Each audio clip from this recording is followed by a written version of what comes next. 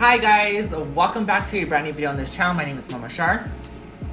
In today's video, I really want to talk to you guys about basically why I haven't got my neck surgery done and why I haven't not even gotten close, or why I haven't even talked about it, to be honest with you guys. And I feel really bad because I felt like I was promising you guys like really good content to come, and it did not come. And I'm gonna tell you guys why all that happened. Before the video officially begins, what do you guys think about my hair? I mean, it's nothing important, nothing like crazy. And look at this shirt. Oh, my girlfriend got it for me for Pride. And I hate how some people think that you have to wear these kind of shirts during Pride. And I'm like, that's exactly what you don't want it to be like. Like, you don't want to feel like you have to dress up during Pride and not during the other 364 days that you're not at Pride, or 363 days. So, you know, to me, I'll wear this shit like every week. You know what I mean? It's nothing big deal for me. I want to talk to you guys about why I haven't had any of the surgeries, or why I haven't even talked about surgeries in the past. And I know a lot of you guys always wonder when my next surgery is going to be, and unfortunately, I don't even know when that's going to be, because I have lost a lot of motivation because of the system. And the reason why is because the company that I was going to for medical practices, they just weren't getting back to me. They weren't talking to me. I had to constantly call them to make sure paperwork was being sent. It wasn't being sent. It was very mixed up. And the pandemic was going on, and during this time they were extending my Medicaid.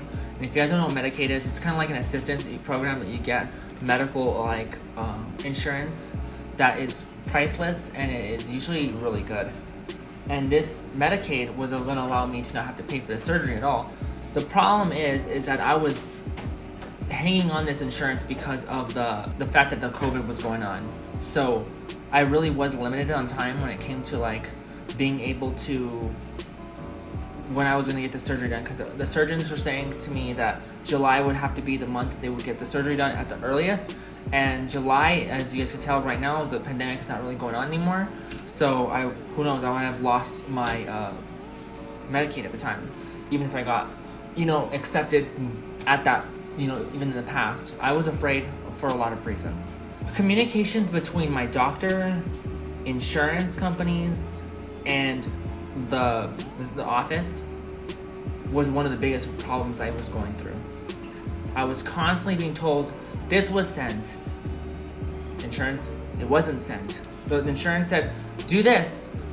Then the surgeon said, do that. So therefore, I was just in the middle of it. It wasn't even my deal. A lot of people were saying, well, this is not your job. This is more so the doctors and the insurance companies and the surgeon to do all that work together. That's what it's supposed to be. It shouldn't have to be the patients going out there out of her way to go talk to everybody around. And that's exactly how it was going. And everything was not getting done. I was really frustrated. Every time I felt like something was done, it's like they put it to the back burner and they wouldn't think about it anymore.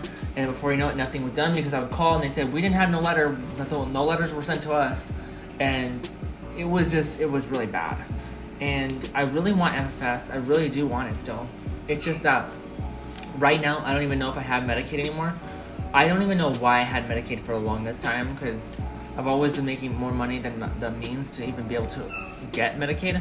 But I've been getting Medicaid for a while, so I just don't know how I am. I mean, usually they check the stuff, but they were extending it usually just because of COVID. So I had Medicaid the whole time, which is great. But to get surgeries, of course, you can't have a pandemic going on. So I have to wait till the end of this pandemic, or at least in July, to be able to do a surgery. And right now, I can tell you guys right now, the acceptance letter from my insurance company is far behind. I could get up tomorrow and go to the place and talk to them, get the process going again. But right now, I'm really afraid that I'll lose Medicaid in the process of getting accepted.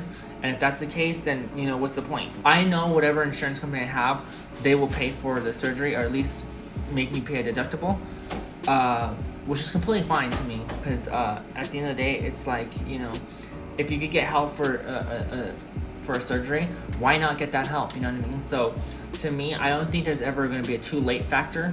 It's just that I have to it's really hard when it feels like you're doing everything you can to get a hold of people and they're just not working with you, and they're just we're doing the minimum that we can possibly do to help you out. So that's why I had to sit there and fall back on a lot of the plans I was doing. Am I really gonna get the FFS this year? I'm hopeful. That's all I can say is I'm hopeful. I don't know when I'm gonna lose Medicaid at some point in my life. I don't know when. But my Medicaid was extended for 3 months, and that 3 months ended in June. But I haven't gotten any sort of like papers telling me to give them more information on updating them on how much I get paid and all that stuff. And I don't know if they extended it again. They could have extended it again for all I know. So, who knows? Surgeries, I don't know. FFS is the next surgery I know I will be getting. Then a Brazilian butt lift. SRS, I don't know when that's gonna happen and if that's gonna happen. A lot of those are just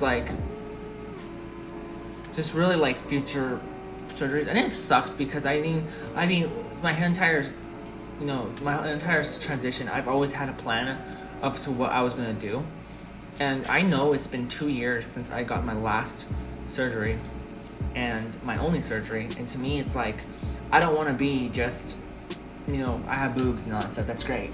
I want to be able to like look in the mirror and see what I've always dreamed about seeing. And I'm seeing good things now, but imagine surgeries can be so great to me, and I know I'm not trying to promote positivity from getting plastic surgery or anything like that, or getting surgeries at all, but I'm trying to say here is that getting the surgery to me is a big deal because it is instant gratification that you get from from waking up and seeing the results come forward. I love progression. That's what the great thing about being a trans woman is I get to see progression in my life. I get to see fat redistribution. I get to see my body changing, and it's a really good thing. It's something that I probably wouldn't have experienced if I was a dude. You know what I mean? Obviously, I'd be growing hair and probably get muscles, stuff like that. Who knows? But like I'm saying right now, transitioning is like so much more changing than ever. So seeing the progression from a surgery is like something that's really big for me. You know what I mean? And I really miss being able to say, you know what, I have another step going on, and that's what's going on. That's going to be what's going on here. So I'm going to get the surgery. I know I will, but I just don't know when. I'm hoping it'd be this year, but if it was not this year, it'd be through a different insurance. If it is through this year, it might be through Medicaid. I don't know. I just don't know how long I have it, and if I even still have it.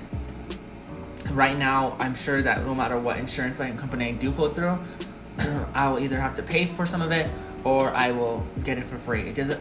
I think we live in a time where trans surgeries are so much easier to get a hold of. A lot of people say they can't get to it.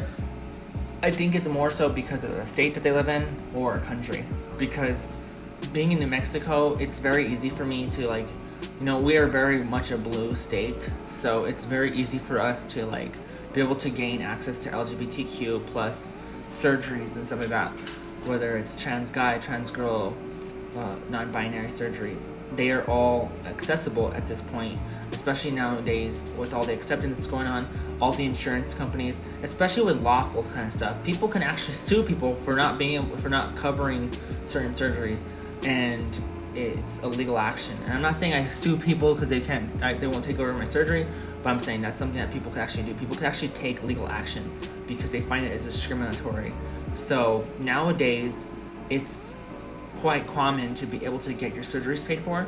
So if you're having a problem with any of that stuff, you should probably go to make legal actions, talk to them, and threaten legal actions. I'm not saying, I just said I wasn't going to do that, but I'm not the kind of person that does that. But I suggest everyone should be able to get their justice for whatever it is that they need their justice for, because trust me, I went through the legal system at one point in my life for justice, and I think anybody should be able to have the surgery, especially because it's not supposed to be I know technically it is considered cosmetic, but that doesn't mean that cosmetic is something that is not a problem. Is like it doesn't mean that what you're going through is not a problem. It means that like you're still having dysphoria, whether it's body dysmorphia or it's gender dysphoria. It's still viable and actually, you know, valid that you feel those feelings, and you should be able to get a surgery for it. Especially because, you know, like a lot of people nowadays, yes, if you're trying to look like a Barbie, or if you're trying to go like for or if you're like trying to get the world's smallest chin, then yeah, you're gonna have to pay for it. But if you're having gender dysphoria because you have a huge chin, or having gender dysphoria because you have you know, brow bones that are the size of mountain peaks, I don't blame you. And I think that in a way, surgeries should be covered. So that's the way it is. But anyways, with that being said, my surgery, will it be this year or next year? I don't know. It's going to be sometime in the future. In fact, in my opinion, I want to start pushing at it now that Monday comes around, and seeing if I even have Medicaid still and what the heck happens. I will keep you guys in touch with all of that stuff. Trust me, throughout the videos, I wanted you guys to know that I'm actually going to be, I'll be pushing this stuff, okay? For you guys.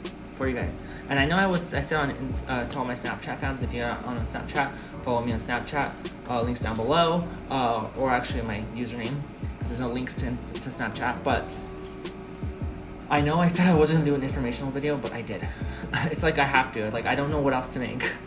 Like, give me some ideas, guys. I know you guys do it sometimes, and I just want to have a little more ideas. But that's what I want to talk to you guys about today, because I feel like it's something that you guys probably need to know, because it's been 2 years, and I feel really bad that I haven't been able to send out any better content when it comes to transitioning wise, and I want to show you guys more. So yeah, anyways guys, I love you guys lots. I hope you guys enjoyed the video. If you guys did, leave a like. If you guys can subscribe to my channel, I should say subscribe, and then destroy the notification bell if you want to be updated, if you want to be notified every time I go live on YouTube and upload it to YouTube. And if you guys want to also follow my social media links down below, go do that as well. OnlyFans 18 plus or older, that's also down below, $8 a month. But yeah, I'm on my shower, and you guys are my shower. Cheers, and I'll see you guys in the next video. Bye.